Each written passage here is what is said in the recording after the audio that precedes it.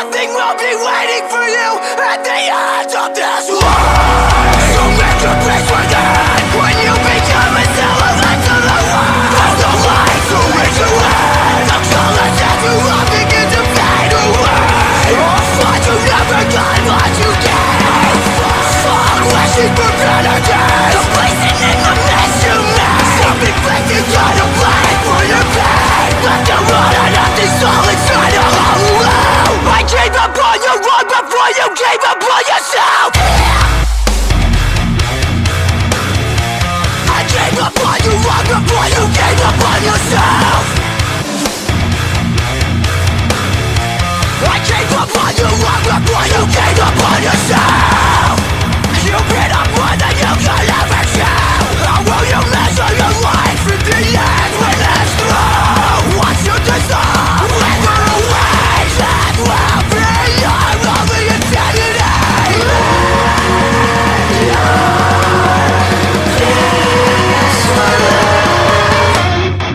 It's hard to wish you the best. So promise, don't forget me. Bury your pain in a shallow grave. It's hard to wish you the best when all you do is let me down, down, down. I never needed you around. What's left to say? It's not already been said before. Don't feel up anymore. What's left to say? Let it fade away. Let it fade away.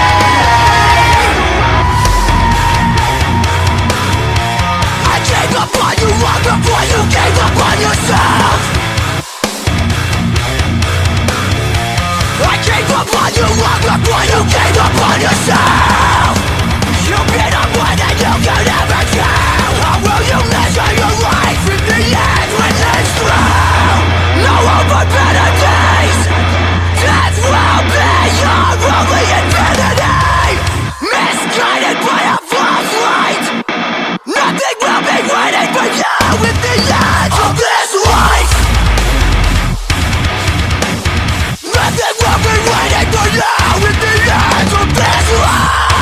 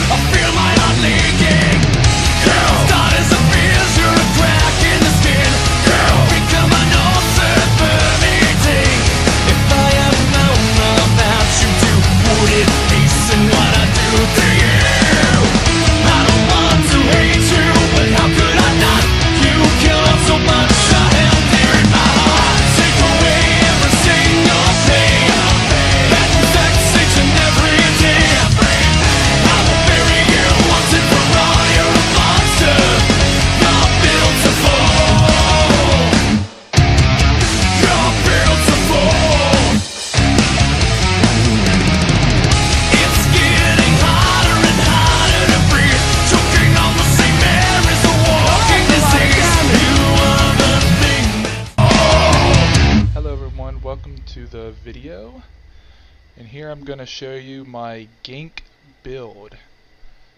Here, starting with mechanical acuity. This will guarantee that we get 100% crit chance upon striking an enemy, which is really helpful for ganking and what this build is going to do. Of course, with any good gank build you need badlords, well, any good PvP build, matter of fact. What this set does is when you use an ultimate ability, you gain weapon and spell damage equal to the amount of total ultimate consumed and physical and spell penetration equal to 23 times that. So you can get tons, absolute fuck tons of penetration. And going on to our other set, we're running 5-piece spinners. What this does is, well, the most important thing is the spell penetration. The weapons, you're going to want a sword and a mace. I don't have a mace because those were way too expensive. So if you could replace the dagger with the mace, put it with the sharpened, you should have even better penetration. And with the traits, of course, if you saw, we were running all divines, which increases our critical damage. The Mundus stone we're going to be running on this build is the Shadow Mundus, which increases our crit damage. Currently my crit damage is at 15%, so that's just coming from divines, and on top of that we're going to be amplifying that critical damage. If you have a look here at our abilities, our race is Khajiit, which of course will increase your critical damage by 12%, so that it's already, what, 15 plus 12, 27%? God, I hope I did my math right. Next, before we gank someone, we're going to buff up with channeled acceleration, which increases our crit damage by another 10%. So that's 37% increased critical damage, on top of having increased movement speed, which is really helpful on Magicka Nightblade because we do not have a lot of movement abilities. And moving along here, we're going to look at our assassination skills, which Master Assassin, whenever you're flanking an enemy, this is important, is that you get 3,000 increased penetration, which also increases the stun from sneak by 100%, so longer stuns, unless they break free, of course. And the most important passive here is Hemorrhage. With an assassination ability slotted, increases your critical damage by 10%. So we have, what was it, 47% increased critical damage now. Sorry if I forget some things. So yeah, absolute huge amounts of critical damage coming out with this build. Which, Merciless Resolve buff, of course, this gives you critical damage by 2% with every stack. So if you don't actually use your Spectral Bow proc on 5, you will have 10% increased critical damage, which is what, another 57% now. Now if we take a look at our champion points. In the Warfare tree, we're going with Deadly Aim. This is 10% increased damage done. Looking at Backstabber, we're looking at another 15% critical damage done if we're flanking, which is important because it gives us that penetration buff if we're flanking the enemy. Fighting Finesse, this is another 10% critical damage. So just absolutely stacking critical damage. Master at Arms, another 10% damage done. So we're just amplifying damage as much as we can. It's because it really helps out that critical damage. Of course, always got to go with the piercing. Everything else is up to you, although I would highly recommend... Well, never mind. I'm not running that right now. I was going to say the Arcane Supremacy or something that gives max Magicka, but of course we're going all damage. Of course max Magicka translates into damage, but I'm not going to worry about that. We're just trying to get that crit damage. And here, boundless vitality on the fitness tree. This is really important because, well, we're squishy, we want more health. Expert evasion, this is really up to you. Like, a lot of these are just up to your personal preference. I like evasion because I like to panic roll. Slippery is also very good. I'm not sure why I'm not running slippery, but currently I was trying some movement, which celerity increases your movement speed by 10%. I like movement. Movement saves you. So you want to be the CEO of movement, the god of movement. And killing someone also increases by your movement speed by 30%, so you're an absolute god of movement unless you're running Ring of the Wild Hunt. But we are not running that ring, so these really help you get out of sticky situations, especially if you gank someone in the middle of a group. You need to get out of there as fast as you can. Now, zooming out here, we're going to go to our craft tree. And here we have Steed's Blessing. We want the out of combat movement speed, because if you're sneaking around and you're not in combat, this actually is really helpful, increasing your movement speed. Or if you're trying to get from, let's say, one fight to another, you get out of combat within that time and you're stealthing around, this is 20% increased movement speed even while in stealth, which is really good. Here, Fleet Phantom, reduce the movement speed penalty of sneak, which is also really helpful because whenever you're sneaking around, if you're trying to conserve your magicka, this reduces the movement penalty, so you sneak around faster, really helpful for staying on top of people. And then out of sight, this is just kind of a thing if you're using sneak like I do sometimes. Having that bonus of 3 meters is quite good. And of course, Gifted Rider. Everyone loves Gifted Rider. You gotta have that mount speed so you're not slow. But I'm slow anyways, because I need to level my mount.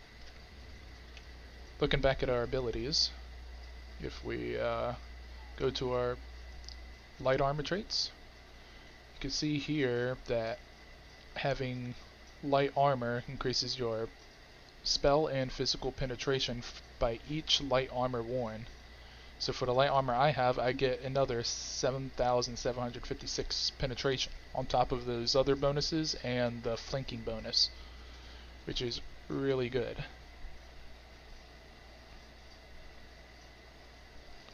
And to show our stats buffed up, I usually run Witch Mother's Brew because I'm a broke bitch. So just using that, it gives us a little bit of magicka, a little bit of health, a little bit of recovery. I would run Bewitched Sugar Skulls because you get to roll dodge more. It's a little more forgiving on those fronts. You get more health out of it, you get more magicka out of it too.